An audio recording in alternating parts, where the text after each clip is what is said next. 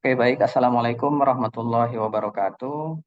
Eh, Kepada Bapak Ibu sekalian peserta webinar, kita menunggu waktu mulai ya. Sekarang masih 9:59 di jam saya, jadi kita nunggu sekitar 1 menit lagi. Oke, sambil menunggu kepada Bapak Ibu sekalian, mohon untuk merename namanya dengan format nama spasi atau garis bawah institusi, seperti yang saya eh, di chat, seperti contoh tersebut.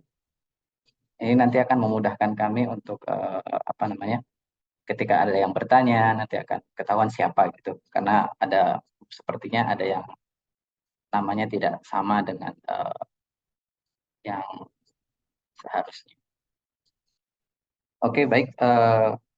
Kita mulai saja ya sambil menunggu pesertanya penuh. Oke, baik. Assalamualaikum warahmatullahi wabarakatuh. Bismillahirrahmanirrahim. Selamat pagi, salam sehat dan salam bahagia, salam sejahtera untuk kita semuanya. Alhamdulillahirrabbilalamin. Terima kasih kami sampaikan kepada terutama pembicara kita pada hari ini. Ada dua pembicara kita hari ini, yaitu yang pertama Dr. Silmis Maria SSI MSI dari Climate Research Center PSSP IPB University. Dan yang kedua pembicara kita adalah Jeremy dari Stem Cell Technology Singapura. Terima kasih kami sampaikan kepada kedua pembicara tersebut, dan terima kasih juga kami sampaikan kepada Bapak Ibu semua peserta webinar. Mungkin ada guru besar, dosen, peneliti, dan dokter mungkin juga ada. Kami ucapkan terima kasih telah berkenan untuk hadir join pada acara webinar kami kali ini. Webinar kita kali ini membahas topik Basic Principle of Hybridoma and Monoclonal Antibody Production. Dan ada beberapa hal yang ingin kami sampaikan sebelum kita memulai acara webinar kali ini. Yang pertama, perkenalkan, saya Willy dari Abira Malab Indonesia. Saya akan bertindak sebagai moderator pada webinar kali ini. Dan ada beberapa hal yang rules yang akan saya sampaikan terkait dengan webinar kita. Yang pertama, mohon maaf kami akan menonaktifkan suara dari peserta. Nanti akan kami aktifkan kembali setelah materi selesai disampaikan, yaitu materi kedua. Kemudian, jika Bapak Ibu peserta ada pertanyaan, silahkan untuk menuliskannya di kolom komentar. Pertanyaannya kepada siapa, ditujukan kepada siapa, dan apa pertanyaannya. Kebetulan pembicara kita yang pertama Ibu Silmi dari Indonesia dan yang kedua Jeremy dari Singapura. Jadi apabila nanti ada pertanyaan untuk Jeremy, boleh jika memungkinkan dalam bahasa Inggris. Oke, yang ketiga, materi akan disampaikan masing-masing pembicara kurang lebih 30-40 menit. Kemudian sesi tanya jawab akan kita lakukan pada akhir atau setelah sesi kedua. Selanjutnya, cara kedua nanti adalah dari Singapura. Jadi mungkin untuk sesi kedua saya akan sedikit bicara dalam bahasa Inggris yang ya ala kadarnya. Mohon maaf mungkin jika ada tidak sesuai. Oke, baiklah Bapak dan Ibu sekalian, langsung saja marilah kita dengarkan bersama materi webinar yang akan disampaikan oleh narasumber kita yang pertama. Sebelumnya izinkan saya untuk membacakan CV beliau. Oke. Oke, pembicara kita yang pertama adalah Dr. Silmi Maria SSI MSI IFBA PC.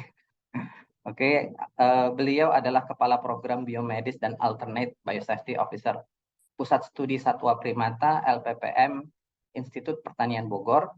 Beliau juga staf pengajar program studi primatologi Sekolah Pasca Sarjana IPB Bogor. Beliau menempuh pendidikan S1 program studi biologi di Universitas Pakuan Bogor, kemudian program master dan program doktor dari program studi primatologi Institut Pertanian Bogor. Beliau saat ini merupakan keanggotaan profesinya adalah Asosiasi Biorisiko Indonesia dan juga Asia Pacific Biosafety Association. Oke, itu tadi CV dari CV singkat dari kita. Saya serahkan layar kepada Ibu Semi untuk menyampaikan materinya.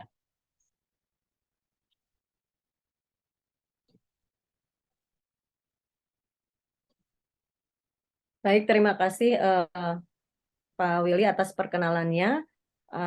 Selamat pagi Bapak dan Ibu semua. Assalamualaikum warahmatullahi wabarakatuh. Terima kasih kepada Abirama Lab Indonesia atas kesempatannya pada pagi hari ini untuk sharing kali ya, untuk berbagi terkait teknik hibridoma dan monoklonal antibody. Ini materi yang diberikan kepada saya oleh Abirama untuk webinar kali ini. Saya izin share screen, kemudian di saat saya paparan mungkin saya izin untuk mematikan kamera agar lebih stabil.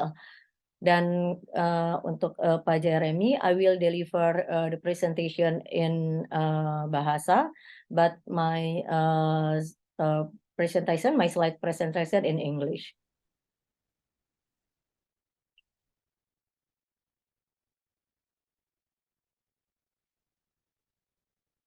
Baik Bapak dan Ibu semua, mungkin ini merupakan materi yang sangat dasar sekali gitu ya, bagaimana kita mengembangkan suatu sel, ya, membuat sel yang dinamakan hibridoma, yang nantinya itu akan menghasilkan suatu antibodi yang kita katakan sebagai antibodi monoklonal. Ini antibodi yang cukup banyak, antibodi monoklonal ini cukup banyak digunakan di bidang biomedis, tentunya juga dalam bidang kesehatan. Nah, mungkin kita pernah mengenal ya poliklonal antibody. Nah, ada lagi monoklonal antibody. Nah, mungkin Bapak dan Ibu juga sudah sering mendengar apa itu poliklonal, apa itu monoklonal. Nah, untuk poliklonal sendiri itu biasanya diproduksi dari hewan ya. Biasanya nih hewan yang banyak digunakan adalah kelinci. Karena mudah diambil darahnya ya, karena pembuluh darah di telinganya besar misalnya ya, biasanya kelincinya dari New Zealand. Terus kemudian juga reagen-reagen di pasaran tuh banyak untuk rabbit itu ya. Nah, kemudian juga banyak juga yang menggunakan goat, kambing misalnya untuk penggunaan poliklonal, darahnya juga banyak ya. Nah, kemudian kita ambil serumnya, kita suntikan misalnya suatu antigen yang kita inginkan ke hewan tersebut, terus kemudian kita ambil serumnya. Nah, di situ biasanya mengandung banyak antibodi. Nah, di sini jadi ketika kita menyuntikkan antigen tersebut atau protein tersebut ke tubuh hewan, nah akan dihasilkan suatu campuran ya, suatu gabungan dari beberapa antibodi yang sudah masuk ke dalam tubuh, itulah yang dinamakan poliklonal. Nah, oh iya, satu lagi juga ada yang menggunakan biasanya poliklonal itu ayam, tapi di sini kalau ayam tuh kita mengatakannya IgY ya, IgY. Dari telur soalnya nanti diambilnya, tidak dari darah. Nah, ini secara umum ini poliklonal antibody ini untuk produksinya katanya lebih murah dibanding monoklonal. Ya, dibanding monoklonal memang media-medianya juga untuk monoklonal antibody itu sangat banyak sekali. Terus kemudian juga kalau misalnya kita melihat produk-produk yang untuk uji imunologi, uji diagnostik, itu poliklonal antibody itu memang harganya lebih murah dibanding monoklonal antibody ya. Kalau misalnya kita mau beli produk dengan monoklonal antibody harganya lebih tinggi biasanya, tapi memang dia lebih spesifik, tentunya ada kelebihannya. Nah, untuk monoklonal antibody sendiri, ini suatu antibody yang spesifik ya, jadi hanya mengenal satu jenis epitop dari antibody, dia juga dari antigen, kemudian dia juga hanya mengandung satu jenis antibody. Nah, biasanya dihasilkan dari hibridoma. Apa itu hibridoma? Jadi dia tuh fusi, jadi fusi antara dua sel. Yang satu selnya adalah limfosit yang menghasilkan antibodi, kemudian yang satu lagi adalah mieloma, suatu sel kanker gitu ya. Kalau oma itu kan kanker dan dia punya daya hidup yang lama tentunya. Kalau misalnya kita pelihara dengan baik ya, kalau misalnya tidak dipelihara baik dalam kultur, nah nanti juga dia mati. Tapi kita terus pelihara untuk dapat menghasilkan sel yang baik. Nah, itu mieloma itu akan hidupnya immortal.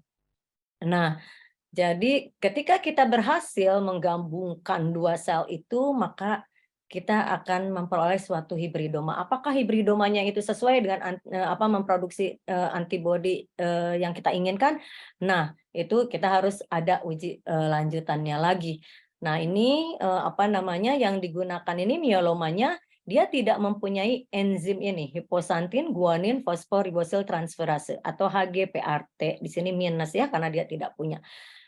Mengapa dia tidak punya ini? Nah, enzim ini digunakan nanti untuk sintesis ya, untuk sintesis asam nukleatnya nanti kita lihat di prinsip seleksi. Nah, ini adalah secara keseluruhan basic medium yang digunakan ketika kita memproduksi monoklonal antibody. Sekarang sudah banyak produk-produk media dari beberapa brand gitu ya untuk monoklonal ini. Tapi kita harus tahu juga sebenarnya media dasarnya apa sih yang mereka buat itu. Nah, dulu sebelum produk-produk itu banyak, kami biasanya di sini menggunakan ya membuat sendiri gitu ya medianya. Nah, media dasarnya itu dia tuh ini nih oksaloasetat pyruvate insulin ya. Jadi opimedium digunakannya. Kalau misalnya pernah membuat hibridoma gitu ya sekitar 15 tahun yang lalu misalnya ini yang digunakannya opimedium. Nah, yang harus kita siapkan pertama growth medium tentunya dengan azaguanin. Azaguanin ini digunakan untuk menumbuhkan mieloma di mana azaguanin ini akan membuat mieloma itu lebih stabil untuk tidak mempunyai HGPRT tersebut. Kemudian kita buat opimediumnya ya. Setelah opimedium terbuat, kita tambahkan dari opimedium ini hiposantin timidin ini untuk media fusi, untuk media pertumbuhan hibridomanya itu sendiri. Kemudian ada yang namanya OPHAT. Nah, ini HAT ini hiposantin aminopterin timidin. Nah, aminopterin ini yang akan digunakan sebagai media seleksi untuk memperoleh nanti ngeblok sintesis dari proses hibridoma itu sendiri ketika kita seleksi. Nah, kemudian di sini kita biasanya setelah kita seleksi, kemudian kita cloning. Nah, ini kita punya yang namanya dibantu dengan growth factor ya, hibridoma cloning factor, mereknya bisa macam-macam. Nah, kemudian ini adalah protokolnya. Nah, protokol ini kita mulai biasanya dengan imunisasi ya terhadap hewannya. Hewan yang digunakan biasanya bulbsi ya, mencit dengan strain bulbsi. Kemudian kita lakukan fusi, penggabungan untuk memperoleh hibridoma. Kemudian seleksi ya, mana itu yang hibridoma yang jadi gitu ya. Kemudian ada untuk ujinya terhadap antibodi itu sendiri. Kemudian cloning, nanti kita clone ya, harus ada di dalam well itu satu sel dalam satu well, karena kita ingin keturunannya itu sama. Kemudian nanti ada produksi secara large scale untuk monoklonal antibody ini. Terus kemudian ada pemurniannya. Nah, untuk pemurnian ini saya tidak akan membahas banyak. Nanti mungkin akan ada sesi tersendiri di webinar selanjutnya untuk purifikasi protein ya Pak Willy ya. Ini untuk ini hampir sama juga nih untuk monoklonal antibody purifikasi. Nanti akan ada salah satu contohnya. Nah, kita lihat satu-satu nih imunisasi. Nah, memang untuk produksi monoklonal antibody ini juga apa namanya, selain medianya diperlukan media yang banyak, juga waktunya lama ya untuk apa produksi monoklonal ini.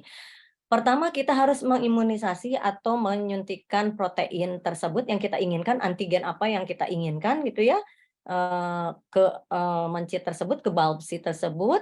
Nah, ini kita harus perhitungkan juga konsentrasinya berapa ya. Nah, kemudian bagaimana cara menyuntikannya, apakah intramuskuler, misalnya subkutan atau intraperitoneal. Biasanya untuk monoklonal antibody ini kita menggunakannya adalah intraperitoneal, jadi melalui perut gitu ya disuntikannya.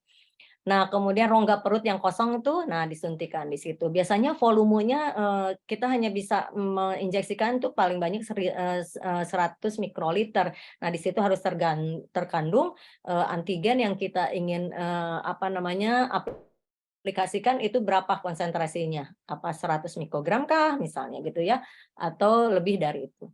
Nah, kemudian waktunya juga biasanya kita berikan D0, kemudian nanti ada lagi kita berikan D7 di saat antibodi meningkat ya, di D7 kita injeksikan lagi di D14, kemudian biar dia lebih tinggi lagi, kemudian ada lagi diinjeksikan misalnya D14. Itu tergantung ya dari desainnya. Ada yang menyuntikkan D0, D14, D21, D28 gitu ya. Ada juga yang setiap 7 hari sekali. Nanti di akhir apa namanya injeksi itu kita ambil apa namanya darahnya dari mencit tersebut untuk kita lihat yang mana yang mempunyai titer antibodi tertinggi.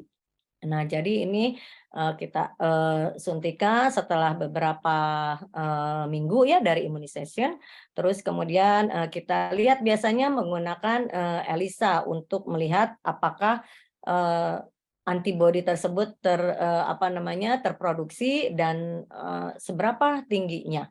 Nah, ada juga yang menggunakan flow cytometry, tapi ini lebih mahal juga. Biasanya banyak menggunakan ELISA. ELISA yang digunakannya in-house biasanya. Jadi kita bisa mengembangkan sendiri untuk ELISA-nya. Nah, setelah itu kita lihat kalau misalnya memang titernya masih rendah, kita bisa booster lagi. Kalau misalnya apa namanya titernya mencukupi, kita ambil mana nih hewan yang titer antibodinya tinggi, kita ambil sebagai donor, kita ambil limpahnya.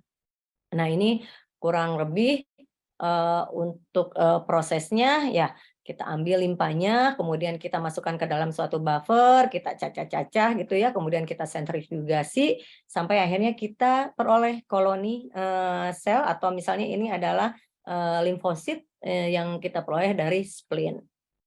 Nah, setelah kita peroleh spleen, apa sel dari spleen, kita siapkan mielomanya. Tentunya mielomanya sudah kita tumbuhkan ya sebelumnya. Ada beberapa strain mieloma, jenis mieloma yang banyak digunakan adalah yang ini, P3X63AG8653.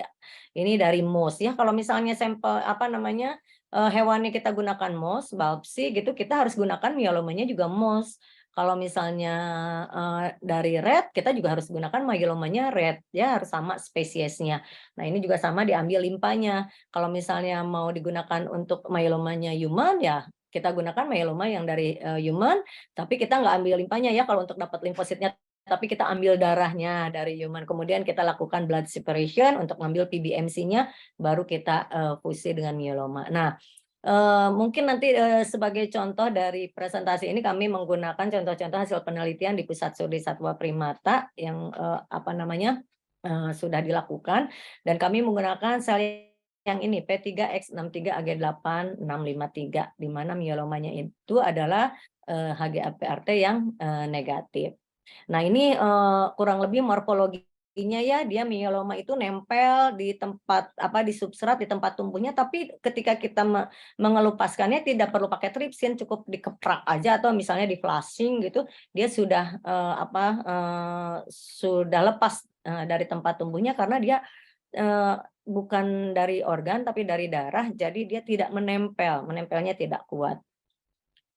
Nah, ini kurang lebih ketika kita memelihara myeloma, ada beberapa prosedur juga 1 minggu sebelum fusi ditambahkan azaguanin lagi ya untuk mempertahankan dia HGPRT-nya tetap negatif. Nah, akhirnya siaplah nanti myeloma ini untuk difusi. Biasanya sampai fusi itu kalau misalnya injeksinya terus setiap minggu, hari ke-28, hari ke-30 baru kita cek ELISA mana yang positif, baru kita ambil limpahnya dan difusikan dia myeloma itu kurang lebih 30 hari ya, 30 sampai 32 hari. Jadi udah 1 bulan sendiri untuk ini. Nah, setelah itu kita lakukan fusi. Nah, agen fusi yang digunakan adalah polyethylene glycol ya. Jadi untuk spleen selnya udah siap, myelomanya sudah siap, kemudian kita lakukan fusi, kita tumbuhkan di growth mediumnya. Nah, growth medium yang digunakan setelah selesai fusi itu juga ada media basicnya ya. Nah, ini kemudian kita tumbuhkan di 96 tissue culture 96 well tissue culture plate ya untuk fusi ini di mana selnya kita bagi aja gitu di plate-nya. Nah, perbandingannya berapa spleen cell dengan myeloma bisa 10:1, bisa 1:1 gitu ya. Nah, selanjutnya ini setelah difusikan ya, setelah difusikan akhirnya kita tumbuhkan dalam satu media. Ini kalau misalnya kita buat sendiri medianya, media basic, ini pakai medianya OPHT medium ya tanpa amilopterin. Tapi kalau misalnya di produk yang terakhir kami pakai produk dari Stem Cell Technology, itu mereka sudah punya sendiri medianya. Itu sangat menyenangkan sekali gitu. Kita tidak perlu lagi buat dari dasar, kita sudah langsung tinggal pakai aja. Nanti mungkin Pak Jeremy yang akan menjelaskan lebih detail terkait dengan fungsi-fungsi medianya. Nah, kemudian ketika kita fusi ya si membran itu mulai bergabung, terus kemudian terbentuklah multinucleate cell ya yang disebut heterokarion. Nah, kemudian nanti di pembelahan sel selanjutnya mitosis inti selnya juga akan fusi dan akhirnya mendapatkan satu turunan sel ya yang mempunyai material genetik yang sama dengan induknya. Nah, yang harus diperhatikan ini sebagai informasi, dulu itu ketika hibridoma baru dikembangkan itu fusi itu menggunakan Sendai virus ya.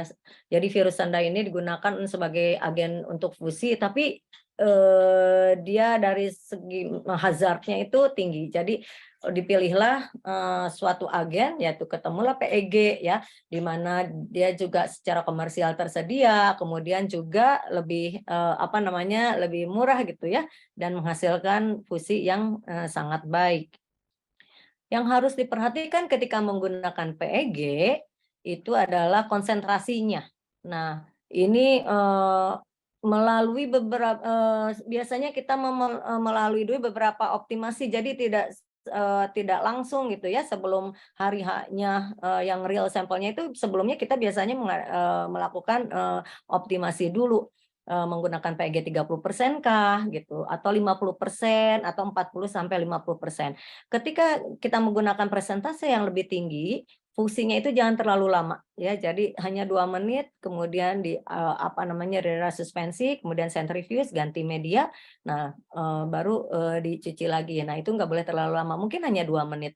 Tapi yang kami kerjakan di sini, kami optimumnya itu di 30% PEG-nya dengan waktu 8 menit. Jadi ketika si sel ya, si limfosit itu digabungkan dengan myeloma, kemudian kita centrifuge ya. Nah, kemudian kita buang medianya sampai ketemu lagi dengan media barunya, membuang PEG, kemudian media barunya harus 8 menit. Kalau misalnya kurang dari 8 menit, biasanya hasil fusinya juga tidak bagus. Lebih dari 8 menit, hasil fusinya tidak bagus karena pecah selnya. Kalau sebelumnya mungkin tidak membuka ya, jadi fusinya tidak optimum gitu. Nah, akhirnya SOP kami di sini menggunakan 30% PEG selama 8 menit. Yang harus diperhatikan juga adalah pH dari PEG-nya itu sendiri. Nah, ini ya duration exposure-nya. Ini biasanya ya harus bisa kita perhitungkan bagaimana biar dia tidak toksik ke sel dan juga fusinya berhasil. Kemudian, nah setelah fusi, itu mungkin berbagai macam tuh, heterogen ya populasinya, berbagai macam di situ terjadi.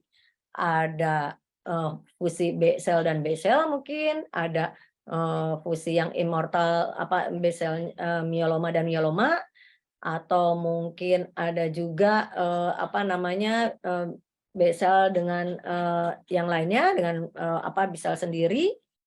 Kemudian juga ada 5 pokoknya ya, kemudian juga dari mielomanya sendiri. Terus nah yang kita harapkan adalah yang fusi adalah mieloma dan limfosit B, tentunya dengan antigen yang kita inginkan. Tapi belum tentu dia juga memproduksi apa fusinya dengan antigen yang kita inginkan 100% gitu ya. Ada yang lainnya juga. Oleh karenanya itu kita perlu pengecekan lagi. Nah, setelah fusi, inilah hasilnya nih. Ini yang besar-besar ini morfologi dari mieloma ya. Yang kecil-kecil ini dari limfosit. Ini kita belum tahu ini yang mana mieloma, yang mana hibridoma gitu ya. Kalau misalnya yang kecil-kecil udah pasti limfosit ini ya di sini. Jadi masih heterogen. Nah, kita biarkan dulu selama 24 jam biasanya sampai stabil 20 sampai 48. Kemudian baru kita lakukan seleksi. Seleksi itu untuk memilih hibridoma yang kita inginkan gitu. Nah, ini ya kita lakukan seleksi lah. Bagaimana untuk seleksinya sendiri. Jadi ini adalah tahapan krusial yang kedua setelah fusi. Jadi ketika kita seleksi, kita menambahkan yang namanya aminopterin.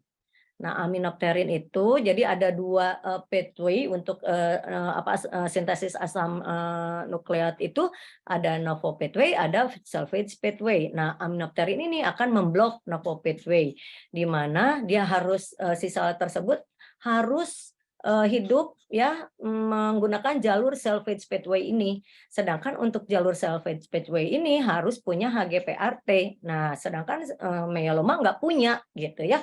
Nah, jadinya dibloklah. Ketika akhirnya diblok, semua proses sintesis melalui salvage pathway ini. Nah, ketika seleksi terjadi, ya ini prinsipnya tadi ya, jadi aminopterin blok apa namanya sintesis pathway untuk daerah RNA sintesisnya. Jadi di dalamnya ada timidin hiposentin ya sebagai growth medium dan semuanya itu menggunakan jalur ya atau sintesisnya menggunakan salvage pathway ini. Nah, di sini si mieloma ketika dia lakukan seleksi itu akan mati dengan sendirinya, nggak akan bisa hidup karena dia tidak punya enzim HGPRT. Sedangkan di media yang ketika kita memberikan HAT itu aminopterin itu kan di situ hanya salvage pathway ya ini jalurnya. Dia tidak bisa karena salvage pathway itu mutlak harus ada HGPRT untuk konversi guanosinnya. Nah, jadi mieloma akan mati di situ karena tidak bisa hidup. Sedangkan untuk si limfositnya itu akan mati secara alami karena dia bukan medianya di situ. Limfosit ketika kita kultur dalam suatu medium kultur sel itu dia paling bertahan hanya 3 sampai 5 hari. Sehingga ketika ditumbuhkan di media yang mengandung aminopterin, walaupun dia HGPRT positif, dia bisa tumbuh di salvage pathway, tapi dia akan mati dengan sendirinya karena bukan medianya. Sehingga yang ada di situ adalah akan hibridoma nih ya. Jadi apa namanya mieloma yang tidak fusi mati, mielomanya sendiri itu akan mati di situ. Apa namanya sel limpanya juga di situ akan mati karena bukan media alaminya ya. Jadilah yang hidup adalah hibridoma. Mengapa? Nah, di sini ya jadi yang hidup hanya sel yang berfusi hibridoma yang fusi dari myeloma dan B limfosit. Myeloma ini apa namanya akan memberikan hidup immortal ya untuk sel tersebut. B limfosit memberikan antibodi dan HGPRT positifnya gitu. Jadilah dia hidup. Jadi ketika kita seleksi, kita menambahkan HAT, itu dibiarkan dulu selnya, biarkan mereka bulan madu setelah fusi, setelah digabung itu biarkan, jangan diganggu gugat gitu. Nah, akhirnya nanti ketika kita 5-7 hari itu setelah proses fusi, kita lihat adalah populasi sel seperti ini. Nah, itulah hibridoma. Mungkin nggak ini mieloma karena morfologinya sama? Enggak, karena yang mieloma mati, dia nggak bisa hidup di media yang ada aminopterin. Atau limfosit morfologinya dia udah kecil dan dia juga tidak bisa hidup di sini. Jadi kira-kira begitu prinsip seleksinya. Makanya timbul di sinilah diperoleh suatu populasi sel yang disebut hibridoma. Di sini kalau kita lihat populasinya heterogen, kami di sini menggunakan media selection-nya dari stem cell technology juga yang berbentuk semi solid. Jadi dia selnya itu tumbuhnya tuh jadi ngumpul gitu ya. Jadi ketika kita panen tuh memperoleh ini yang banyak gitu. Populasi sel yang banyak. Nah, setelah seleksi kita tumbuhkan kan ya selnya itu di 96 well plate itu ya. Nah, kita tumbuhkan, kemudian kita ganti medianya setiap 3 hari sekali sampai sel itu tumbuh banyak. Setelah tumbuh banyak, kita ambil supernatannya, terus kita cek itu menggunakan ELISA.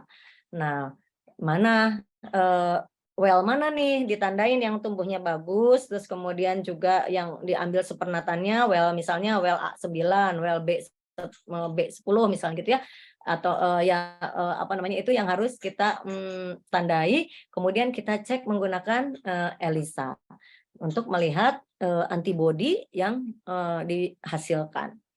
Nah, sedikit mengenai uji ELISA ini, mungkin Bapak dan Ibu juga pernah mengerjakan ELISA ya. Kita menggunakannya plastik materialnya plastik ya sebagai elemen ujinya. Kemudian kita tambahkan supernatannya ke dalam masing-masing well. Kemudian kita tambahkan conjugate ya biasanya. Jadi kita menggunakan karena sampelnya MOS, jadi kita gunakan anti-MOS ya conjugate-nya. Kemudian kita tambahkan kromogen, enzim substratnya ke masing-masing well. Kemudian kita lihat hasil yang dikeluarkan, warna yang terbentuk adalah antibodi yang diproduksi oleh hibridoma tersebut. Nah, kurang lebih stepnya gini ya, kita coating menggunakan antigen, ya biasanya 4 jam 37 derajat, ini tergantung dari optimasi juga. Kemudian kita lakukan washing ya, pencucian dan blocking untuk non-specific binding. Kemudian kita berikan sampelnya sekitar 1 jam itu ya, terus kemudian kita cuci lagi. Nah, kemudian juga kita tambahkan conjugate-nya 1 jam kurang lebih ya, tergantung optimasi lagi. Kemudian kita cuci lagi untuk membuang sisa-sisa dari reagen, kita tambahkan kromogen. Dan akhirnya nanti kita baca di micropad reader sebagai optical density-nya. Nah, ini kurang lebih ya, ada beberapa well ternyata yang positif nih, yang warna biru ini ternyata positif. Nah, terus kita baca ya mana. Nah, yang optical density paling tinggi berarti dia mempunyai titer antibody tertinggi di well tersebut. Nah, setelah itu kita lakukan cloning. Jadi setelah tumbuh dari masing-masing well tersebut ya, nanti kita lihat kan, oh ya yang paling tinggi titer antibodinya di well misalnya B6 atau B4 misalnya. Diambil nih populasi sel yang di B4, kita lakukan cloning.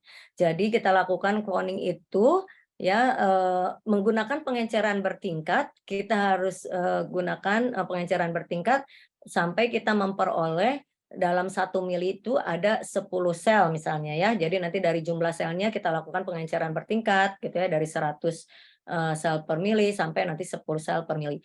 Nanti kita tumbuhkan di well ini, di aliquot ditumbuhkan di sini 100 mikro per well, dan kita harus deteksi tiap well ini harus ada 1 sel. tidak boleh lebih karena kita inginnya mono satu turunan ya. Nah, disinilah di sini kita apa namanya kita tumbuhkan lagi. Di sini dia perlu growth factor karena dia sendiri kan tumbuhnya ya, dia perlu teman biar cepat tumbuhnya. Kita biasanya berikan growth factor. Nah, nanti di sini akan kita periksa mana yang satu sel, kita kasih tanda. Kalau masih ada yang 2 sel, kita lakukan pengenceran lagi, kita pisahkan mereka biar satu sel ya. Nah, di sini nanti mereka akan tumbuh. Setelah tumbuh itu, nah kita ambil lagi supernatannya untuk dicek ELISA lagi. Betul nggak mana yang positif? Jadi dari awal itu misalnya punya 60 wells gitu ya, nanti yang positif misalnya hanya 20 wells ketika hasil cloning terhadap antigen yang kita inginkan itu misalnya paling jadi 6 wells gitu. Jadi enggak apa namanya tidak semua gitu ya, dia menghasilkan positif sesuai yang kita inginkan. Jadi disitulah apa namanya perjuangannya untuk memperoleh monoklonal antibody ini ya. Jadi waktunya juga lama. Kalau dilihat ini udah bulan ketiga harusnya nih untuk memperoleh monoklonal antibody sampai cloning. Nah, jadi ketika klon itu sudah bermitosis ya, membelah gitu ya. Nah, jadi kita lakukan pemeriksaan satu well satu sel tadi dan jangan ada yang tercampur ya 2 atau lebih dari hibridoma. Usahakan itu harus ya satu sel per well. Nah, ini setelah tumbuh ya kita cek lagi. Nah, mana? Nah, ini sudah mulai ada yang tumbuh di sini gambarnya, terus kemudian kita akan lakukan cek apa namanya supernatannya diambil untuk dicek lagi ELISA-nya. Apabila dia positif terhadap antigen yang kita inginkan, wah itu suatu hal yang luar biasa. Berarti kita sudah memperoleh koloni sel hibridoma yang memproduksi monoklonal antibody yang kita inginkan. Belum tentu koloni ini yang terbentuk di tetangganya ini di well yang lain itu positif terhadap yang kita inginkan, antigen yang kita inginkan. Ketika di sini kita positif, wah senangnya bukan main itu. Sebenarnya wah ini banget apa namanya euforia banget deh kita wah positif berarti kita sudah memperoleh hibridoma yang akan memproduksi monoclonal antibody yang kita inginkan. Nah, ini kita harus perbanyak ya, perbanyak kita lakukan bertahap maaf ini bukan 24 miliwell ya, 24 well. Jadi mulai dari 96 well, kita pindahkan ke 24, terus kemudian mungkin kita bisa langsung pindahkan ke 6 well dulu, ke T25 baru T75 dan hati-hati kalau sudah seperti ini apa namanya ini sekali apa namanya cepat sekali pertumbuhannya gitu. Kemarin itu ketika kami menggunakan media apa namanya klonal untuk hibridoma ini cepat banget tumbuhnya gitu. Jadi kami cepat apa memperoleh sel yang banyak itu cepat sekali terus kemudian splitnya juga cepat. Jadi kita harus mengkondisikan jumlah sel tersebut tidak terlalu padat. Karena kalau padat nanti dia desek-desekan dia tidak punya apa namanya tidak kebagian makanan, rebutan makanan mati ya. Nah, kemudian mungkin ya growth factor tadi diperlukan. Jadi bagaimana densitasnya kita harus atur jangan sampai dia terlalu kepadatan ya, jangan terlalu kepenuhan gitu. Nah, itu yang kita harus rajin-rajin apa namanya nengok selnya ya. Nah, ini untuk produksinya setelah klonal terus banyak ya kita bisa memproduksinya melalui tahap in vitro ya ada 2 in vitro dan in vivo. Jadi kalau in vitro kita menggunakan ini apa namanya flash ya banyak itu bisa sampai berliter-liter biasanya 1 liter sampai 5 liter juga bisa untuk produksi yang lebih banyak lagi. Jangan lupa selnya nanti setelah produksi kita bisa bekukan. Jadi untuk di lain waktu kalau apabila kita menginginkan monoklonal antibody dari antigen tersebut kita tidak perlu lagi proses dari fusi lagi kita sudah punya stoknya. Nah, ketika kita akan perlu lagi, kita baru towing lagi, kita tumbuhkan lagi. Jangan lupa dibekukan selnya agar kita tidak kehilangan waktu dari berapa bulan itu sudah 5 bulan sendiri ya prosesnya.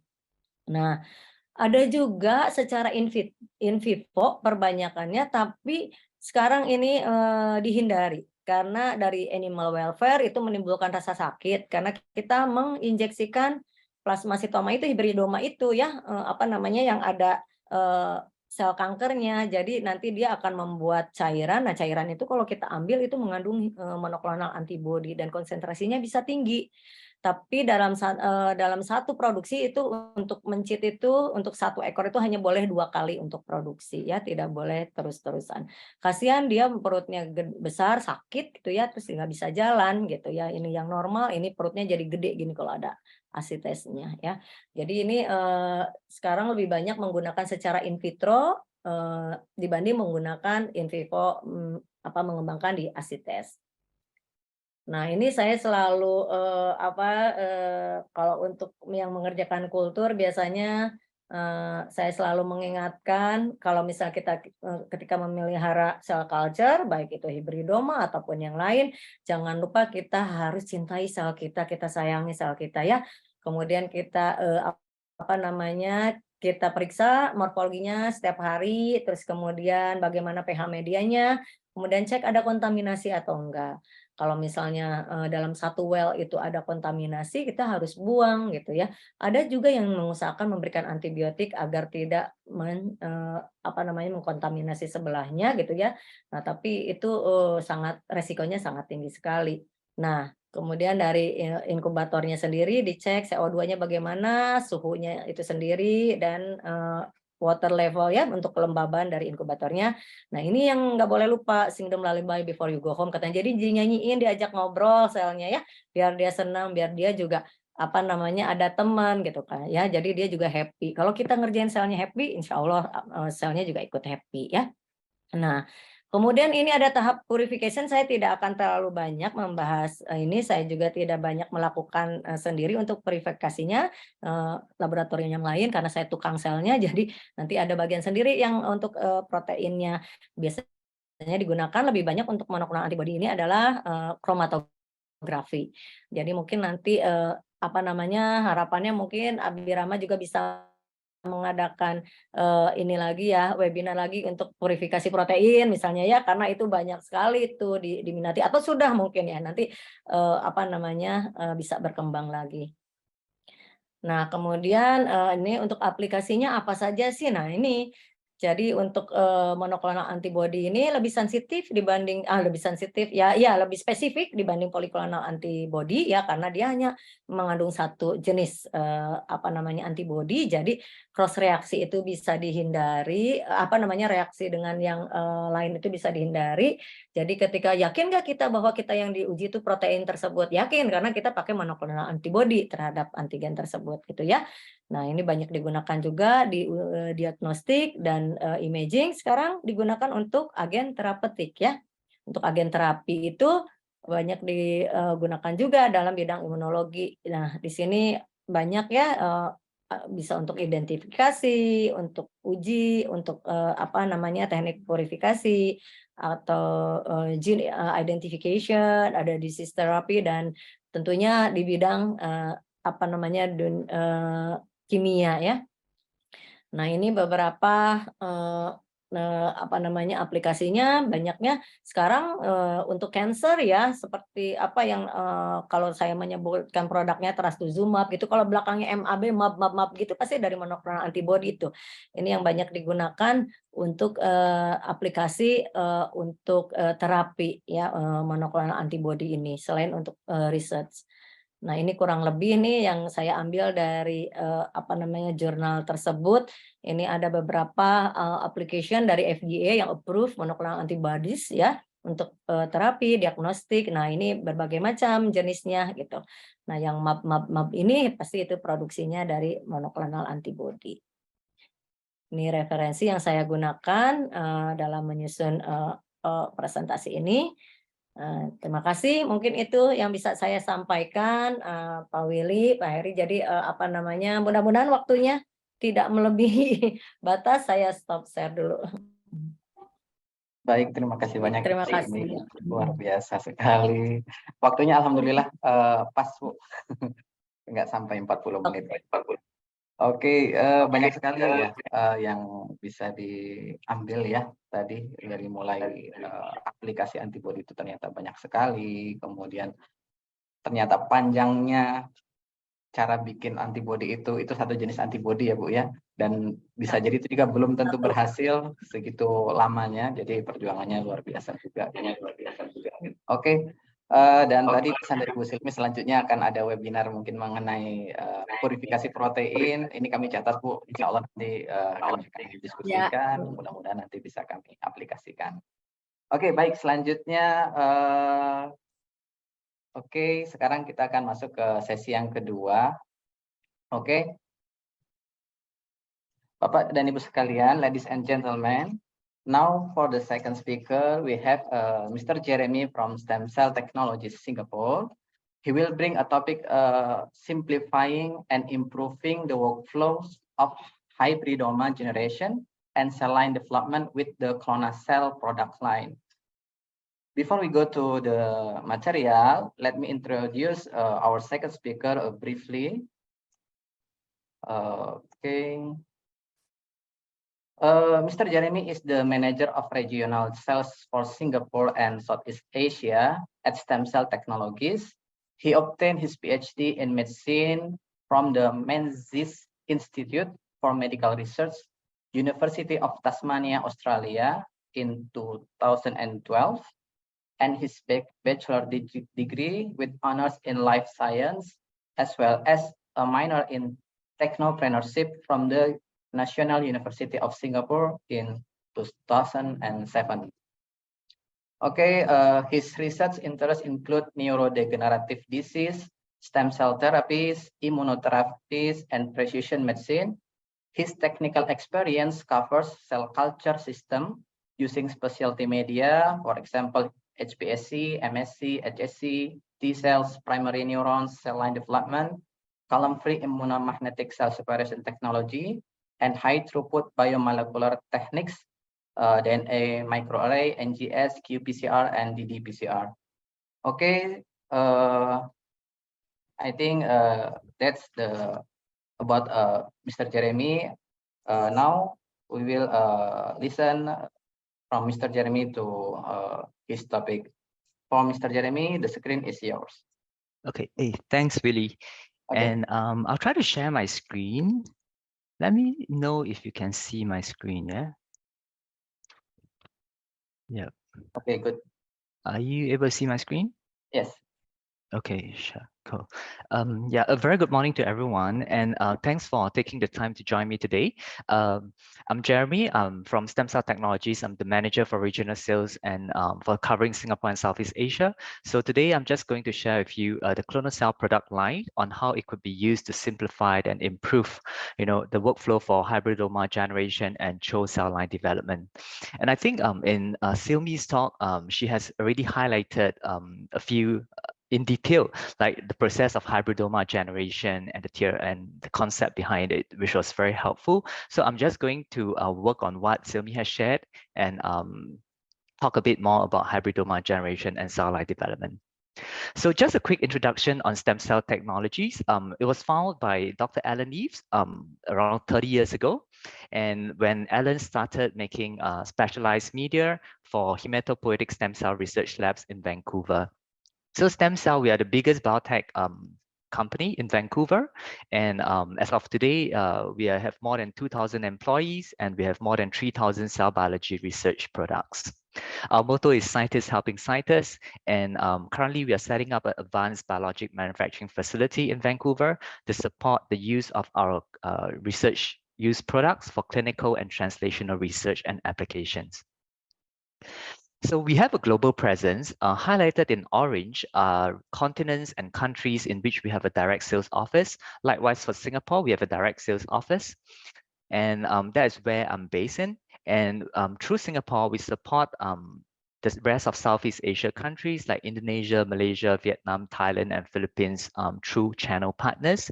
And CV Abhirama is one of our channel partners for Indonesia. In Stem Cell, we have two main product lines. One is specialized cell culture media for the culture of specialized cells like human pluripotent stem cell, HSCs, hematopoietic stem cell, mesenchymal stem cells, and neural stem cells. We also have the ClonaCell product line that is used for hybridoma generation and cell line development. And apart from that, we also have a range of blood processing tools, as well as the EasySep technology, which uses a column-free immunomagnetic technology to isolate immune cells for research use. So just a very quick introduction into antibody generation and development. Currently, today, the cell types that are used to generate antibodies and recombinant proteins are mainly hybridomas and CHO, as well as and other mammalian cells. So hybridoma is actually good for antibody discovery, and then CHO cell line is actually good for developing and and producing antibodies. So to support that, we have the clonal cell HY product line that is used for hybridoma generation, as well as the clonal cell CHO product line to support CHO and other mammalian cells line development. So I'd just like to quickly start to share a bit about a history on hybridoma generation. So it all started in 1975 when Kohler and Milstein, who actually discovered the production of monoclonal antibody through hybridoma generation. And with that discovery, they actually got the Nobel Prize in 1984.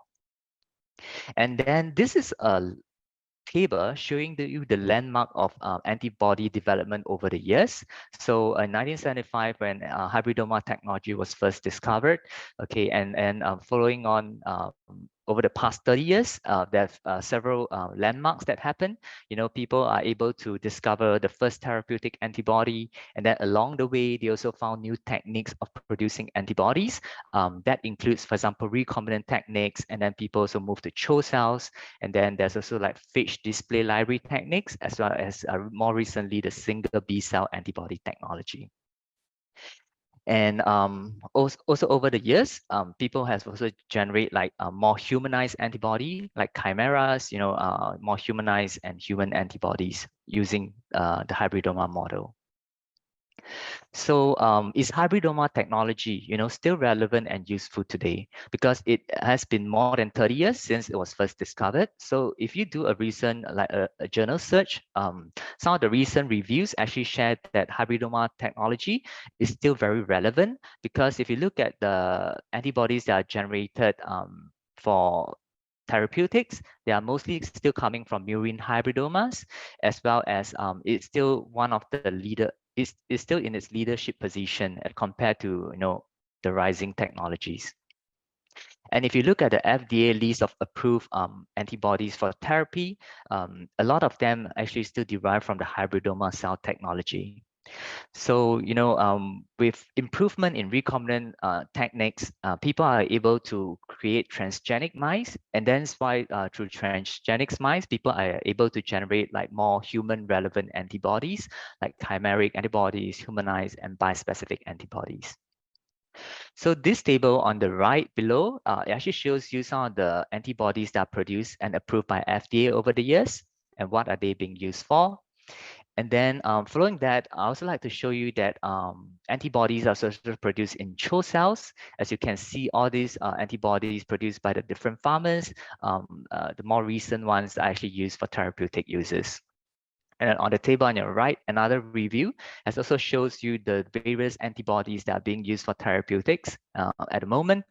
And highlighted in this dotted square, you can see that most of the antibodies produced for therapeutic use are still derived from hybridoma technology, as well as transgenic mice. So there are a few that derive from phage display technology, but as of today, there are none that are derived from the B cell, single B cell cloning technology, which is quite new. So next, I think in Silmi's talk, she has highlighted on how important it is to do limiting dilution in order to identify, in order to, you know, get a clonal population of cells to produce monoclonal antibody. So today, I'm just going to highlight on the concept of semi-solid selection and cloning. So this is a workflow, okay, of the hybridoma generation. As you can see, the mouse are first immunized with immunogen, and then they have an immune response, and then we harvest the spleen, okay, from the mouse, and then we then fuse it with the melanoma cells. And after we do that, we need to select out which cells are successfully fused. So that's when people do limiting dilution cloning.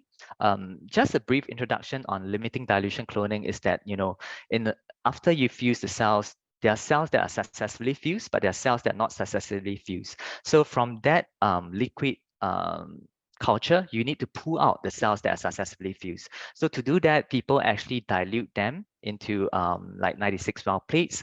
Okay, so they try to plate. The ideal scenario is to plate 1 cell per well, but because it's quite hard to plate that in the liquid media. So based on statistics, some of the wells might be empty. 1/3 of the wells might have the single cells, which is what we wanted, and then some of the cells have more than 1 cells. So with that, right, people would then do collect the supernatant to test for the antibody production in different wells. So once that is positive, they then pull out the cells from that well, and then they do subcloning. Okay, in order to, they need to do a few rounds of subcloning to get single cells. That will then give you a monoclonal population of hybridomas to produce monoclonal antibodies. So as you can see, limiting dilution is a very time-consuming and tedious method. And next, likewise for CHO cell line development, okay, expression vectors are transfected into CHO cells. And then in this mixture of transfected and non-transfected CHO cells, we are supposed to pick up the cells that are successfully transfected. And with that, limiting dilution has to be done again, okay?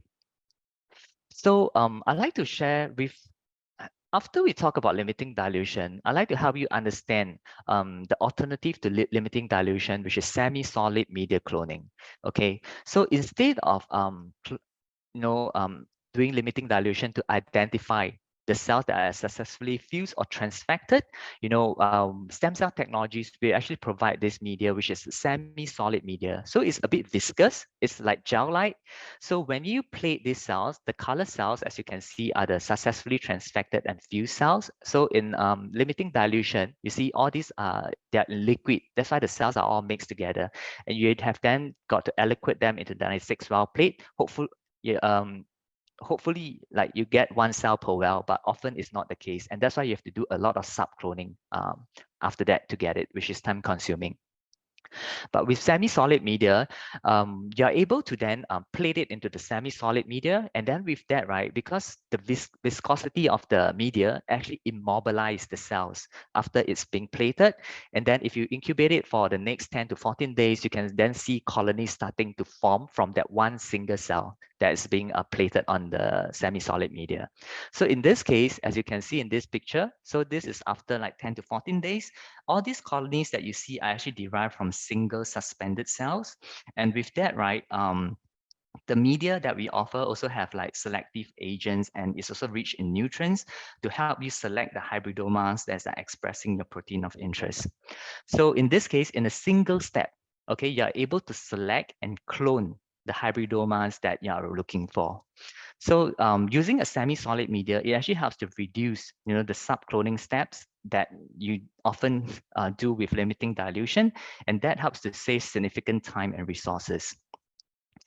And the good thing about semi-solid media in this case is also provide an environment and space for rare clones, as well as high producing clones, but slow growing, in order for them to grow. Because if in liquid media, you can see that cells are competing with one another to grow, okay? But with a semi-solid media, once you plate them, they actually have enough space and environment to grow.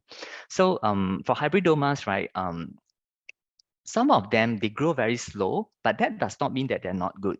They could be high producing. That means that they're producing a lot of the antibodies that you're looking for, but they grow very slowly. Okay, so some fast growing hybridomas might not be good as well because they grow fast, but they actually produce very little antibodies. So in this case, what we are looking at is that we are trying to source out like clones that are rare, as well as high producing but slow growing. So this is a walkthrough of how the semi-solid media looks like and what you're expecting during the semi-solid selection and cloning procedure. So this is the media. You thaw it overnight in 4 degrees. And then after that, you add in the cells, and then you add in the additives, and then you need to shake vigorously, okay? And then let it settle.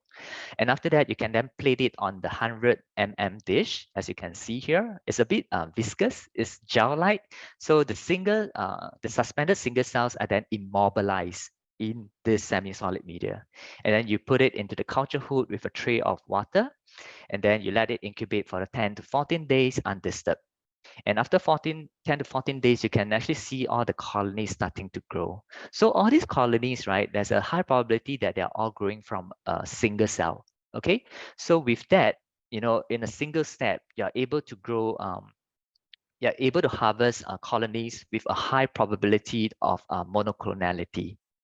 And then you harvest them, and then you plate it into the 96 well plate. Okay, and then with that, you culture for another 4 days. Then you collect the supernatant, you know, and then you test it against your protein of interest. And if that well has a protein of interest, you know, you could do just a very quick subcloning method to then clean it up. So as you can see, semi-solid selection and cloning, as compared to limiting dilution, actually allows you to get hybridomas of high probability of monoclonality in the single step.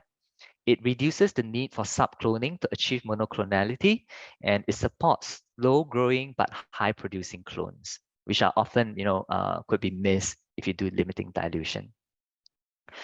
So I've highlighted the benefits of semi-solid cloning. Again, I'm just going to summarize the benefits of semi-solid cloning. It increased cloning efficiency. It helps us to immobilize single cells, and then prevents the loss of rare and high-producing clones. It also have high probability of monoclonality in a single step. Okay, it saves you time and resources because you do not have to do subsequent sub-cloning steps. And then it also helps with clonal diversity, okay, where high diverse clones are isolated and rare clones are not lost throughout the process. And now I've shared the concept of semi-solid media cloning. I'm going to move into hybridoma generation and how our clonal cell HY products actually support this part of your work. So again, this is the workflow for hybridoma generation. I've made a few changes to the previous workflow that I show you. In the previous workflow, there's limiting dilution. So in this workflow, immunization, and I also included this new step called cell enrichment. For before cell fusion, you could actually use total splenocytes for your cell fusion, or you could actually isolate the B cells or the activated B cells prior to fusion, because there has been studies to show that if you use like these B cells, you could actually result in a high probability of getting the clones that you want. And then limiting dilution in this diagram has been replaced with semi-solid cloning. And then lastly, I'm going to talk about how we also have a few products to help you to stabilize the hybridoma once it's generated, because hybridomas that are generated after that, they are often unstable and they tend to die off. So we have media that support the growth of these hybridomas that are obtained. So for a start, I'd like to quickly talk about immunization. I will not spend too much time on it. Okay, there are some considerations for immunizing a mouse for hybridoma generation, which Silmi has also gone through in her slides. So a quick one would be on the mouse strains. We recommend bulk C mice for splenocytes and the parental melanoma because they're highly immune reactive, they're well characterized, and there's availability of the melanoma cells from the same genetic strain. And try to work quickly the spleen that you got. Perform fusion as soon as possible within the 1 hour after you harvest the spleen. Do not use frozen splenocytes.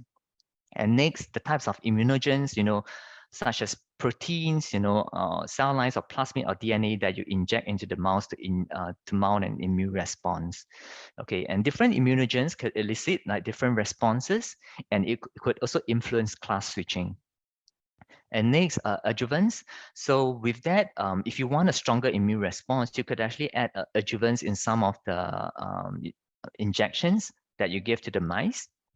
And some of these common adjuvants that you use are probably aluminum containing, saponin, or even like the Friends adjuvant, which is a mineral oil with inactivated mycobacterium. So next, immunization routes matters as well, like how you immunize the mouse through IP, IV, subcutaneous, or intranasal. Okay, so in our experience, IP immunization actually favors stronger responses in the spleen, and that's why we tend to do IP immunization, because in the end we like to harvest the spleen for fusion. And then, immunization routes could also affect the response if you're harvesting different parts, not the spleen, but the lymph nodes or the bone marrow for your cell fusion. So other considerations would be the immunization schedules, like how often do you immunize the mouse and how much to inject each time, and then the final antigen, the injection, we do not recommend the addition of adjuvant for the final injection before you harvest the tissues. So for tissues, as I highlighted, you could actually use the spleen, or the bone marrow or the lymph nodes. It all depends. But in my talk, I'm just going to focus on the spleen. So test bleed, like you got to collect some blood from the mouse throughout your whole immunization process, so that roughly you know whether are they already producing antibodies, and then you could then know when to harvest, the spleen. And I've highlighted in my workflow, another thing that you can try is to isolate the B cells or the activated B cells prior to cell fusion, instead of using total splenocytes for your cell fusion. Now I'd like to talk a bit more about cell enrichment prior to fusion. Okay. So in stem cell technologies, we provide the EasySep technology that helps to isolate B cells or activated B cells from mouse using a column-free immunomagnetic method. So in this diagram, we just got to add in the antibody cocktail. We incubate with the cells, and then after that, we add in the magnetic beads. So in this diagram below, this is how the cell actually interact with the magnetic bead, the cell. We have an antibody, for example, targeting the B cells of the cells. Okay, then it's a tetrameric complex, and on the other end, we have an antibody targeting dextrin, which is coated on the magnetic bead. And then with that, we add the tube into the magnet. So if you're doing a positive selection, okay, all these cells with the bead will then be put to the side. And when you pour off the supernatant, that is not needed. And after that, you resuspend the cells in the tube to collect the positive selected cells. But if it's a negative selection, it'd be the opposite. All the antibodies in the cocktail targeted the unwanted cells, and then you pour off. The pour off would then be the cells that you want. Okay, so if you need to understand the concept of EasySep technology better, you can contact CB Abhirama. They are all experts in the EasySep isolation process. And I will also share my slides at the end of my presentation. And in my slides, they are also linked to our website to show you how the EasySep technology works. So back to hybridoma generation. So we actually have quite a few kits that helps with the enrichment of different B cells prior to your cell fusion. Like we have a PanB isolation kit, we have B cells, we have CD19, and we also have the CD138, which isolate the activated B cells. Okay, so we also have a posters to show you on why using isolated cells for fusion would increase fusion efficiency and give you antigen-specific higher antigen-specific positive hit rates. Okay, so you might want to consider enriching your B cells prior to cell fusion. And next, fusion and how the head media selects hybridoma. I think this part Silmi has gone through quite in detail, so I will not spend too much time on the concept of how the hybridoma is able to survive, but not the melanoma or the splenocytes in head containing media. Okay, but if you need to find out more, you can check with me again. Okay, but this paragraph explains pretty clear on how fusion works with the head media. So next, after you immunize, you enrich, and then you do the fusion, and then now we want to talk about how you actually isolate these hybridomas. Okay, so the traditional method I've highlighted is limiting dilution, but stem cell, we offer the semi-solid cloning media, which saves you a lot of time and probably cost. So if you're looking at a hybridoma generation, in fact, we do have a full kit for the workflow. Like this kit comprises of different components highlighted in this image. Okay, so for medium A, we actually use for cell fusion. Okay, we also provide PEG, you know, the compound that is also helps in fusion. And then we have medium B that helps to wash cells, and also it can be used for cell fusion. And then medium C is used for cell recovery after cell fusion. Then the semi-solid component that I was talking about for selection and cloning is the one with the blue heart, as I've highlighted here. So it is a semi-solid media which is quite viscous, gel-like, and then you plate the few cells into this semi-solid media, and then over time, you know, just make sure that they are all single suspended cells before you plate, such that after 10 days, if you put them on the semi-solid media, you know, all the colony that you see actually all derived from a single cell. Okay, and that helps, okay, to isolate hybridomas faster without the need for doing a lot of subcloning methods downstream. And then after the hybridoma is generated, we also have the medium E to support the growth and the expansion of the hybridoma. Okay. Then downstream, once you manage to isolate the hybridoma, okay, as what Sami has highlighted in her slides, then you would need to expand them and then harvest and then purify for the antibody. Okay, so we also offer this cryopreservation media from BioLife, is cGMP and ACF. It is also used where you could use it to freeze down your hybridoma cells. So next, I'm just going to quickly show you a table. You don't have to read too much into this, but briefly, like the different media that I've shown you in the full kit in the previous slides. Okay, so you can see that what are all these different components used for. You know, the one with the heart again is the semi-solid cloning media that's important for selecting your hybridoma. Okay. We also compare like the different components in the different media if you need to know what is inside. Okay, and then if you're not using a head selection method, we also have the semi-solid medium D without head. Okay, that means you can actually use this, add in your own selective agents, and then select for the hybridoma based on the selection agents that you are using for your work. And with that, sorry. Okay. So I'd like to compare again on, as I've highlighted, the traditional method of getting a single clone of hybridoma after cell fusion is limiting dilution.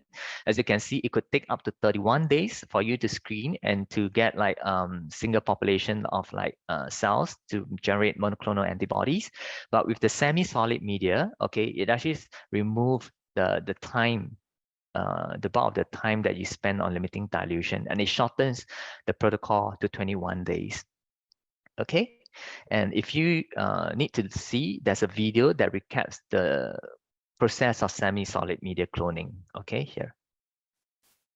Then on top of that, Stem Cell, we also came out with a 96-well protocol.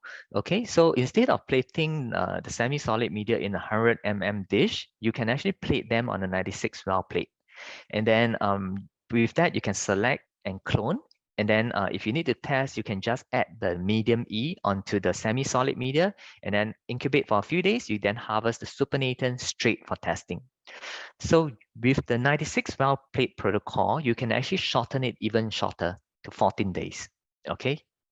So if you want to understand how that can be done, we also have links to the video on how to generate hybridomas or to do semi-solid cloning of CHO cell line in 96-well plate format. Okay. And you know, with that, we also have done quite a bit of studies. You can see from this table, you know, using semi-solid cloning versus limiting dilution, we could achieve high probability of monoclonality in a single round of cloning. Okay, you can see that after one round of cloning, you know, wow, you can actually achieve like more than 95% of confidence that your cells are monoclonal. And then, but using limiting dilution, depending on how you plate the cells, okay, into the well, is quite impossible to achieve like more than 90% of probability confidence that your hybridoma is monoclonal, and you often need to do more subcloning to get you to this percentage that semi-solid could give in a single round of cloning. And for semi-solid media plating, okay, some tips that I like to share is that it's important to determine the optimal density for cell plating. And this often varies with cell line and the fusion conditions. Because if you were to plate too high a density in the semi-solid media, okay, that would be overcrowding, okay, and then your single cells might be growing to very close to one another, and if you incubate it over time, you could see colonies overlapping with one another, and it's very hard to pick these individual colonies. But if you are seeding too low density, then you could be wasting the media. Okay, so for a start, if you have a a routine of like doing your hybridoma workflow, okay, it'd be good to do a test on the optimal plating cell concentration, okay, because it all depends on the cell type, mouse strain, methodology, and fusion method. So for the start, we recommend you to plate at a several cell density. So this is a table on how you could plate. Okay, for example, the semi-solid media is the medium D. Add in same amount, then you vary the amount to add for the cells, and then the additives that you add, okay, to the semi-solid media. So with that, you can then have different plating density, and then you can determine which one is optimal. Okay, the optimal density at the end of the 10 or 14 days, you should be seeing 100 to 200 colonies per 100 mm culture dish. And for steps and technical tips to successful semi-solid cloning, again, we have a very comprehensive technical menu on the kit use itself. And after talking about semi-solid media cloning in the hybridoma workflow, I'd like to speak a bit about the clone, stabilizing the clone and expanding the hybridomas that you have generated or isolated. So with that, we have the medium E, which is also part of the kit. Okay, medium E is a very robust media. So in fact, we have a lot of customers who use medium E, be it they are using semi-solid or limiting dilution, but we have very good feedback that medium E is a super robust media that helps with the growth and expansion of like freshly isolated hybridomas. Because hybridomas, once you generate it, they are very unstable. So medium E actually provides them with the nutrients and all that to help them to grow and stabilize. So it's a serum containing media. It is a very rich media. So it contains HT to select still the hybridoma, but it doesn't have the aminoprotein, which is also used for selection earlier. Okay, so it has been verified for mouse and rat hybridoma work. Okay, but there are also reports to show that it also works with hybridomas using lymphocytes, for example, from the mouse and the rats. So the thing is that it is a very effective media for subcloning and stabilizing, okay, unstable hybridoma cell lines. Okay, so if you are having issues, maintaining your hybridoma after obtaining it, then do try medium E. It is a very robust media. Then do note that medium E contains serum, but if you're looking for a media that has no serum, we offer the new product, Clonocell HY AOF. AOF stands for Animal Origin Free. Okay, it compared to medium E, it is not as robust as medium E because medium E contains serum, but it is still performing very well. Why people like to use this animal origin free media is actually for the detection and purification, okay, of the hybridoma derived from antibody. Because without serum, right, this would then remove the interference from serum derived immunoglobulins, okay, and this is especially good for the purification process. So we have done quite a few studies, as you can see on the diagram on the right. Okay, we have tested the traditional media where people use DMEM with 10% FPS versus medium E and Clonocell AOF. Okay, so you can see like throughout all the studies, medium E performed the best. Okay, it supports the cloning and expansion of hybridoma the best, and AOF performs pretty well. Okay, as well across all this. And if you look at protein 4, I think is quite tricky in producing, and that's why even if you use traditional media, the hybridoma is not surviving. Okay, but with medium E, you can actually see growth and cloning. The cloning efficiency went up. Likewise for AOF. Okay, so AOF again, animal origin free, doesn't contain serum. This is useful if you are trying to purify the antibodies from hybridoma. And then another diagram, we have tested quite a few of our competitors' products, as you can see here. So in this diagram, there are a few hybridomas that are generating different polymers and proteins. We have tested different medias. So you can see that the traditional media is here, DMEM plus 10% FPS. And then for medium E from Stem Cell Technologies, you can see that across all three hybridomas, they are doing quite well in terms of cloning efficiency. And then, but we do not see significant results from majority of the competitor media that are serum-free or protein-free or chemically defined, okay? And then for our AOF media, it still performs pretty well, okay? Not as good as medium E, but it is still very, very good as compared to the traditional media, okay? Then next, I'd like to share with you some of the best practices, after you obtain the hybridoma, what can you do to screen for these clones? I think Silmi has also highlighted some of the common methods of screening, that includes establishing a method using flow cytometry, ELISA, or Western blot.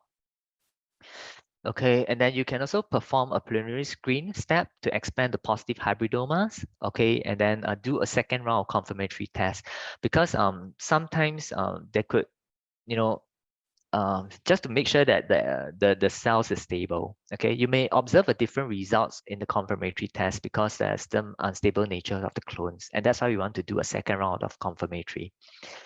And then you can use species-specific secondary antibodies, and you could also cryopreserve some of your positive clones as a backup while expanding the clones downstream. And you'll also like to subclone your positive hybridomas as soon as possible, okay? Because if you don't, then the non-expressing cells could actually overgrow the antibody-producing hybridomas. And after talking about hybridoma generation, CHO cell line is also another cell type that is used a lot now, using recombinant DNA techniques to produce antibodies as well. Okay, so for CHO cell line expression, right, is that you have to know the sequence of the protein you're trying to express. Okay, but for hybridoma technology, as I've highlighted earlier, it is actually used for discovery. Okay, that means how the antibody is being generated in the mouse upon immunization. It is all happening in vivo. It's natural. Okay, so you can actually help to discover. But for CHO expression, you need to know the sequence that you're trying to express into the CHO cells. That means you already know what you want. Okay, so if you have an antibody that you already know that the sequence of the antibody that you work on, you can actually express in CHO, and then you transfect them. With that, likewise downstream, you still have to isolate or try to harvest the cells that are successfully transfected, either using semi-solid media or limiting dilution. I highly recommend semi-solid cloning because it saves you a lot of time. So the concept of using semi-solid media for selecting transfected CHO cells is the same as the hybridoma method that I talked to you about, except that the semi-solid media that we provide for CHO cells has the nutrients for CHO cell growth. Okay, so advantage of using CHO cells for recombinant protein production, okay, because CHO cells adapt and grow well in suspension, there's very less risk as few human virus are able to propagate in them.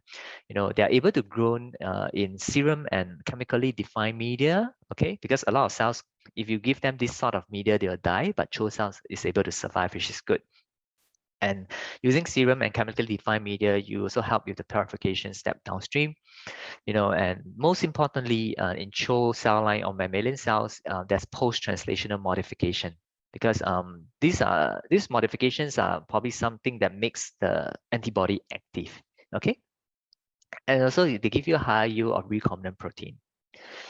So some of the selection method using CHO cells, it could be antibiotic resistance selection, or it could be genetic marker selection. Okay, some of the common ones that are used to select transfected CHO cells will be the DHFR, and the GS and the glutamine synthetase system. Okay.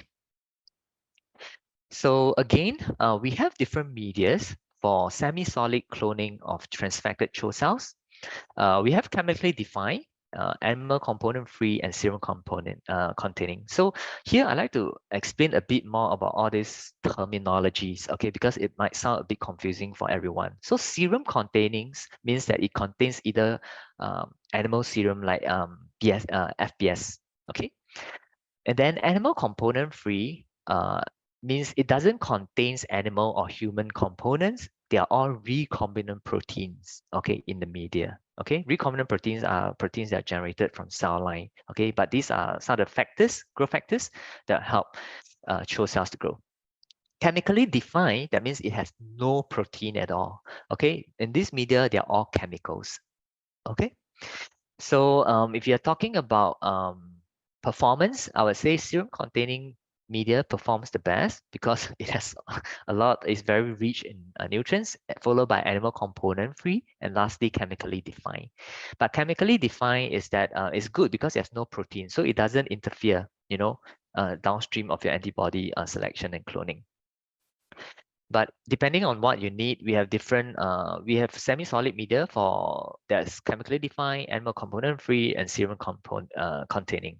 Okay, all these highlighted in blue are the semi-solid media that we offer. Then likewise, similar to hybridomas, once after you isolate the hybridomas, okay, you still need to expand them. Likewise for CHO cells, after you're able to isolate a monoclonal population of transfected CHO cells producing your antibodies, you also need to expand them.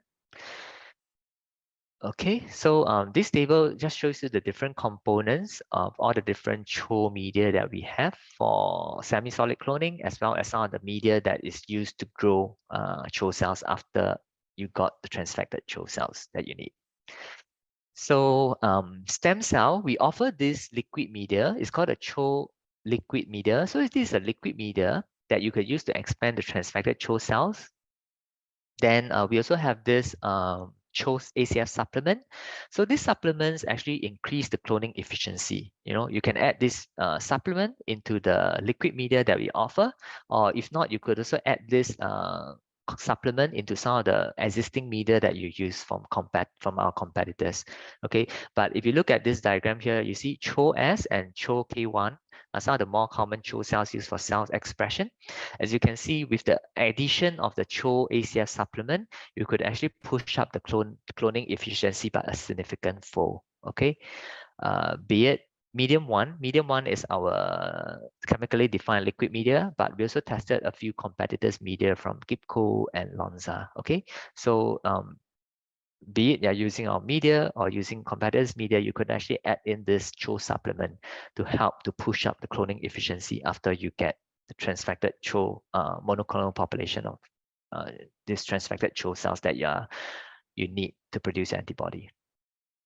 So in summary, why use the clonal cell product line from Stem Cell Technologies? It's simple and easy to use, okay? And using the semi-solid cloning method as compared to the traditional limiting dilution, it helps you to save time and resources.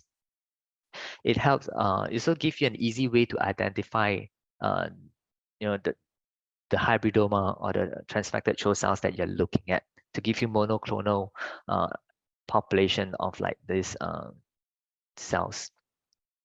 Then it's a proven technique. Okay, superior cloning efficiency and growth is very versatile. The use of metacellulose, which is the main component for creating semi-solid media, is easily customized based on what you need. Okay, it is consistent and it's very reliable. So in the set of slides that I'll share with Willie, who can then send it to you, you can then click on the link, which brings you to the stem cell website for more information on hybridoma and mammalian cell development. And with that, I've come to the end of my presentation, and I'd like to thank you for your time again. And I hope it helps you to understand like how the clonal cell product line could help to improve your hybridoma generation as well as your CHO cell line development workflow. Thank you. Okay, thank you very much, Jeremy, for the presentation. Oke, baik Bapak Ibu yang terhormat sekalian. tadi presentasi dari Jeremy mungkin untuk topik yang kedua ini membahas tentang product line yang berhubungan dengan dari CHO dan juga dari hibridoma, dari mulai isolasi sampai ke akhir gitu ya, sampai ke seleksi dengan ada menggunakan semi solid media, clonal cell media tadi. Oke, baik, selanjutnya kita akan masuk ke sesi tanya jawab. Sudah ada masuk beberapa pertanyaan di kolom chat, baik akan kami bacakan. Baik, pertanyaan pertama dari Ibu Reni, pertanyaan kepada Ibu Silmi. Terima kasih presentasinya, Dr. Silmi. Mau bertanya, dalam produksi monoklonal antibody, step protokol manakah yang cukup kritis dalam teknisnya? Terima kasih. Baik, ini mungkin bisa langsung dijawab dulu oleh Bu Silmi. Baik, terima kasih Pak Willy. Baik Bu Reni, mungkin sudah saya jawab juga di chat, tapi saya harus menjelaskan lagi kata Pak Willy. Baik, jadi apa namanya, yang paling kritis memang itu dalam proses fusi. Jadi ketika kita fusi itulah yang paling kritis karena kita terkait dengan konsentrasi dari PEG juga. Kalau misalnya konsentrasinya terlalu rendah, waktunya terlalu lama, itu pH-nya mungkin tidak sesuai, itu fusi tidak akan terjadi. Jadi ketika mereka fusi ya kita sudah senang gitu ya, ketika seleksinya mereka mungkin akan tumbuh. Nah, di saat fusi ini kalau misalnya PEG-nya terlalu tinggi, toksik, selnya mati. Kalau misalnya waktunya terlalu lama atau terlalu sebentar, mungkin fusi belum terjadi karena mereka belum membuka gitu ya. Nah, jadi itu yang krusial tuh betul-betul dari konsentrasi dan waktunya dari fusi itu sendiri. Jadi di situ kadang kita untuk fusi itu punya optimasi sendiri. Jadi kita buat konsentrasi sekian, kita buat konsentrasi sekian, lamanya berapa. Nah, terus dilihat perkembangannya. Dan memang untuk kami di sini yang paling optimum itu di 30% PEG-nya dengan waktu 8 menit ya. Jadi memang itu yang krusial ya. Nah, keduanya memang seleksi itu kalau misalnya aminopterinnya konsentrasinya juga tidak sesuai, nah itu apa namanya, bisa juga jadi tidak ngeblok misalnya ya, dia bekerjanya tidak optimum gitu. Tapi aminopterin sekarang sudah ditambahkan di media-media yang sudah jadi ya, seperti dari stem cell technology itu. Jadi kita tinggal gunakan, tapi kalau fusi PEG-nya itu kita harus tetap memperhitungkan konsentrasi. Jadi PEG-nya itu hanya bentuk PEG, tidak ada konsentrasi misalnya, atau kita mau nimbang sendiri PEG gitu. Nah, itu yang harus kita optimasi. Jadi mungkin difusi ya, Beren, yang untuk paling krusial. Nah, mungkin itu Pak Willy yang bisa saya jawab. Oke, baik Bu Silmi, terima kasih banyak untuk pertanyaannya. Jadi poinnya adalah bagian yang paling kritis adalah di bagian fusi ya Bu ya, dan perlu banyak optimasi. Baik, selanjutnya pertanyaan kedua dari Bapak Sandi dari Vaksindo. Terima kasih presentasinya Dr. Silmi. Ingin bertanya, untuk teknik kultur sel mieloma sendiri, jenis vessel apa yang baik untuk pertumbuhan selnya dalam kondisi aderen atau suspensi, dan lebih baik menggunakan inkubator sekat atau inkubator biasa? Terima kasih Bu. Enggak Bu Silmi? Ya. Nah, baik, jadi Pak Sandi, ini untuk mieloma ini kami di sini sih pengalaman kami di sini menggunakan tisu culture fresh biasa ya, polistiren yang tisu culture treated, gamma irradiated yang biasa digunakan untuk menumbuhkan sel yang lain. Jadi kita biasanya menumbuhkannya tuh adherent ya, ditidurkan begini. Jadi tidak posisi berdiri, dan mereka nanti akan nempel di situ walaupun tidak kuat. Terus nanti mitosisnya biasanya dia cepat juga, pertumbuhannya bagus gitu. Nah, nanti di saat kita akan harvest gitu, kita keprak gitu, atau misalnya kita flushing gitu ya, itu sudah bisa luruh selnya, morfologinya masih bagus. Dan kita menggunakan inkubator yang biasa, CO2 biasa yang tidak shaker, yang jadi dia bisa ditumbuhkan bersamaan dengan sel-sel lainnya gitu. Jadi dia tidak terlalu tidak terlalu repot pemeliharaannya. Selama medianya sesuai, dia bisa bertahan dengan baik. Ya. Mungkin Oke, itu baik. ya. Untuk vesselnya berarti tisu flash ya Bu ya. Untuk inkubatornya Bu Silmi? Inkubator inkubator biasa yang Oh, tidak perlu inkubator. shaker. Oke, baik. Yang biasa saja ya. Jadi bisa dengan disatukan dengan sel-sel yang lain apa namanya menumbuhkannya ya, mengkulturnya gitu. Oke, baik. Oke, demikian pertanyaan dari Bapak Sandi. Selanjutnya pertanyaan ketiga dari Ibu Aristika Dinaryanti. Pertanyaan kepada Ibu Silmi lagi. Saya ingin bertanya untuk pengembangan monoklonal antibody, ada tahapan antibody purification. Adakah golden standard metode atau teknologi yang digunakan untuk purifikasi monoklonal antibody untuk memperoleh purity yang lebih tinggi sebelum digunakan? Terima kasih. Baik, Bu Aristika, jadi kalau apa namanya menurut Goding atau yang direferensi itu mereka memilih afinitas kromatografi untuk purifikasinya. Tapi kami di sini menggunakan gel filtration. Nah, dengan menggunakan Sepadex itu apa namanya maksudnya sudah baik untuk mendapatkan yield dari apa namanya monoklonal antibody itu sendiri. Nah, kalau misalnya untuk gold standarnya sih saya tidak pasti ya kalau misalnya apakah lebih bagus afinitas atau kromatografi ataupun gel filtrasi gitu ya. Untuk monoklonal antibody ini, tapi mungkin dari setiap lab akan punya masing-masing apa namanya sistem ya untuk purifikasi ini. Menurut Goding yang menjadi pilihan adalah afinitas kromatografi, tapi kami di sini menggunakan gel filtrasi sudah cukup memperoleh yield yang baik gitu untuk ini. Mungkin itu yang bisa saya jawab, Ibu. Oke, baik Bu Silmi. Mungkin ini nextnya kita perlu adakan lagi ya webinar khusus untuk purifikasi ya Bu ya. Biar lebih Sip. mantap. Oke, baik. Pertanyaan selanjutnya, pertanyaan keempat ini dari Ibu Iksora Sartika. Pertanyaan juga kepada Ibu Silmi. Saya ingin bertanya hal yang mungkin sangat dasar, yaitu untuk aplikasi pada manusia, apakah monoklonal antibody ini dapat selalu diproduksi dengan menggunakan hibridoma yang sumber sel limfanya dari tikus atau hewan lain? Atau akan lebih efektif jika menggunakan sel manusia? Terima kasih. Ya, Ibu, lebih Iksora. baik, lebih efektif memang hibridomanya itu dari manusia. Jadi kita harus membuat hibridoma dari manusia. Karena apa? Ketika diaplikasikan mungkin nanti ada respon apa namanya terhadap imunogenitasnya. Jadi dan kalau misalnya kita pernah baca ya, kalau misalnya di MOS itu ada human anti-MOS antibodies ya yang apa nama HAMA itu ya HAMA apa namanya suatu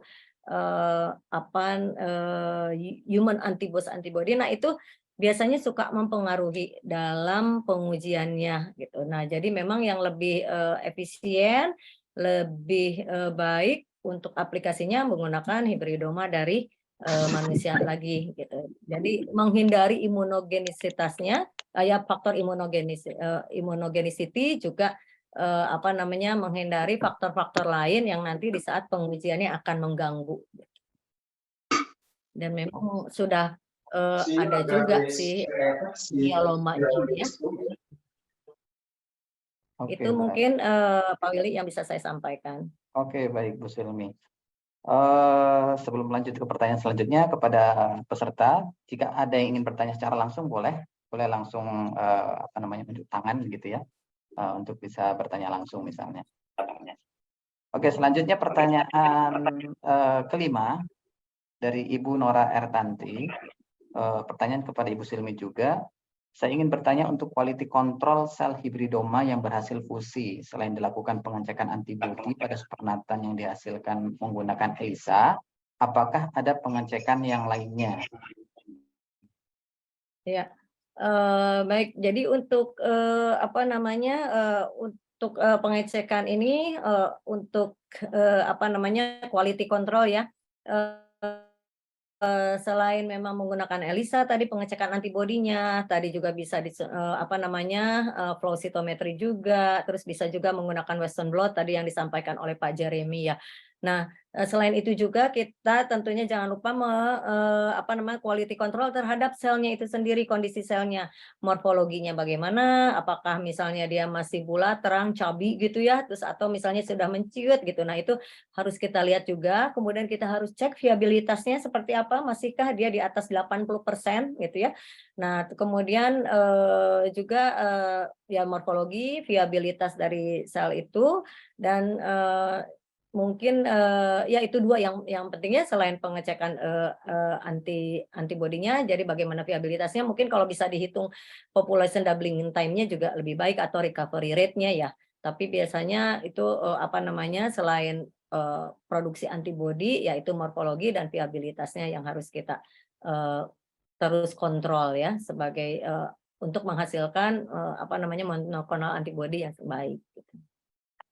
Oke, baik. Pak Willy, terima kasih. Oke, baik, mudah-mudahan Bu jelas Silmi. untuk ya atas pertanyaan Anda untuk jawaban atas pertanyaan-pertanyaannya ya. Oke. Oke, baik. Ini ada pertanyaan dari internal Bu Silmi dan Jeremy. Pertama pertanyaan ke Bu Silmi. Untuk mengenai ASITES itu Bu, itu bentuknya memang apakah ASITES? Kalau ASITES seandainya ya. ASITES, ketika kita produksi pada in vivo ya.